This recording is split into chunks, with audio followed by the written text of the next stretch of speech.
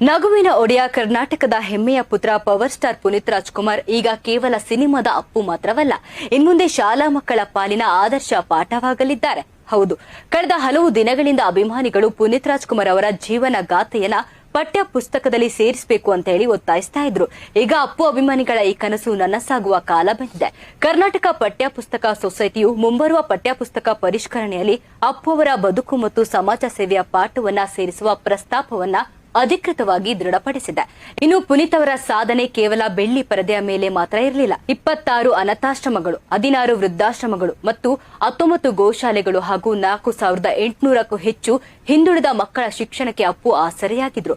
ಕೊನೆಯದಾಗಿ ತಮ್ಮ ಮರಣದ ನಂತರ ಕಣ್ಣುಗಳನ್ನು ದಾನ ಮಾಡುವ ಮೂಲಕ ಲಕ್ಷಾಂತರ ಜನರಿಗೆ ನೇತ್ರದಾನದ ಮಹತ್ವವನ್ನ ಸಾರಿದ್ರು. ಈಗಾಗಲೇ 6ನೇ ತರಗತಿಯ ಪಠ್ಯ ಪುಸ್ತಕದಲ್ಲಿ ಕನ್ನಡದ ಕಂದ ಡಾಕ್ಟರ್ ರಾಜ್ಕುಮಾರ್ ಅವರ ಪಾಠವಿದೆ.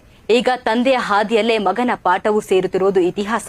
ಯಾವ ತರಗತಿಯಲ್ಲಿ ಈ ಪಾಠ ಇರಲಿದೆ ಅಂತ ಹೇಳಿ ಸದ್ಯದಲ್ಲೇ